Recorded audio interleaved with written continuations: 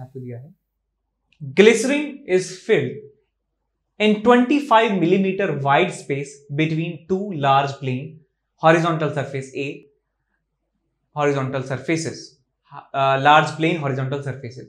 A thin plate of area 0.75 meter square at a distance of 10 millimeter from one of the surface is in a horizontal position between the plates inside the glycerine. It is dragged horizontally at a constant speed of 0.5 meter per second. Take coefficient of viscosity this much. What is the force required to drag the plate at a constant speed?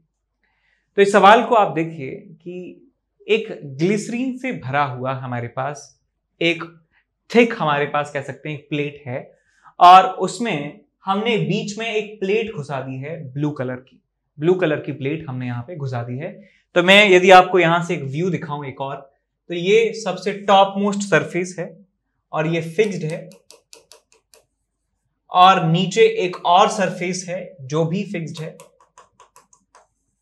और बीच में यहां glycerine भरी हुई है और बीच में हमारे पास एक सरफेस है कुछ इस तरीके से। ये हमारे पास सरफेस है, प्लेट है और इस प्लेट को खींचा जा रहा है कांस्टेंट स्पीड 0.5 मीटर पर सेकंड से। अब आप ध्यान से मेरी बात सुनिए, ये जो आपके पास सेक्शन है इसका जो डिस्टेंस है ये 10 मिलीमीटर का सेक्शन है। इस 10 मिलीमीटर के सेक्शन में ग्लिसरीन भरी हुई है। इस 10 मिलीमीटर के सेक्शन में ग्लिसरीन भरी हुई है, ग्लिसरीन भरी। जब इस प्लेट को राइट डायरेक्शन में डिस्प्लेस करवाया जाएगा तो होगा क्या कि इसके साथ वाले जो ग्लिसरीन के मॉलिक्यूल्स हैं वो 0.5 मीटर पर सेकंड स्पीड से चलने लगेंगे, लेकिन जो यहां से अटैच जो मॉलिक्यूल्स हैं उनकी स्पीड अभी भी 0 रहने वाली है। तो मैं कह सकता हूं कि इस लेयर में जो आपके पास ये मॉलिक्यूल है इनकी स्पीड है 0 मीटर पर सेकंड और इन मॉलिक्यूल्स की स्पीड है 0.5 मीटर पर सेकंड। तो लेयर्स की वेलोसिटी में जब डिफरेंस आ जाता है तो वो लेयर्स जो हैं एक विस्कस फोर्स लगाती हैं।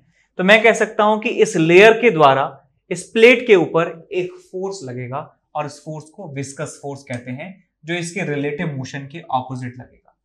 तो यहां पे एक फोर्स लगना चाहिए F1 के बराबर, जिसकी वैल्यू होगी ईटा इंटू एरिया इस प्लेट का इंटू dv बाई dx यानी डेल्टा v इन लेयर्स के बीच में जो वेलोसिटी का डिफरेंस है which is 0.5 divided bye dx का मतलब डेल्टा x यानी कितना, ये डेप्थ है आपके पास 10 मिलीमीटर। ये फोर्स लगेगा इस ऊपर वाले सेक्शन की वजह से। अब सिमिलरली मैं कह सकता हूं ग्लिसरीन तो यहां भी भरी है, ग्लिसरीन तो यहां भी भरी है। तो आप देखिए जब इस प्लेट को खींचा जाएगा तो इसके नीचे वाले जो मॉलिक्यूल्स हैं वो भी 0.5 मीटर पर सेकंड से चल रहे होंगे, लेकिन ये वाले जो मॉलिक्यूल्स हैं वो 0 मीटर पर सेकंड चल रहे होंगे। तो इनकी लेयर्स के बीच में रिलेटिव मोशन हो रहा है, तो यहाँ पे विस्कस फोर्स लगने वाला है इस प्लेट के ऊपर और प्लेट के ऊपर विस्कस फोर्स लगेगा पीछे की तरफ F2 और F2 की वैल्यू आप लिख सकते हैं F2 is equal to eta A delta v, यहाँ वेलोसिटी डिफरेंस है 0.5 डिवाइडेड बाय डेल्टा x, ये वाली डिस्टेंस कितनी है 15 मिलीमीटर के बराबर, 15 मिलीमीटर। तो ये दो F1 और F2 दोनों फोर्स लगने वाले हैं विस्कस फोर्स की तरह। अब हमें इसे कांस्टेंट स्पीड से चलाना है। कांस्टेंट स्पीड से चलाने का मतलब सेम डायरेक्शन में कांस्टेंट स्पीड, इसका मतलब कांस्टेंट वेलोसिटी। कांस्टेंट वेलोसिटी का मतलब है एक्सेलरेशन 0, एक्सेलरेशन 0 का मतलब नेट फोर्स 0। तो जितना फोर्स ये पीछे लगा रहे हैं F1 और F2 उतना ही एक्सटर्नल फोर्स मुझे यहां लगाना होगा, जिससे एक्सेलरेशन जो है 0 के बराबर आ जाए और एक कांस्टेंट स्पीड से चलने लगे सेम डायरेक्शन में। कि F एक्सटर्नल की जो वैल्यू है F external is equal to eta into A, ये कॉमन आ जाएगा आपके पास delta V1 by delta X1 plus delta V2 divided by delta X2।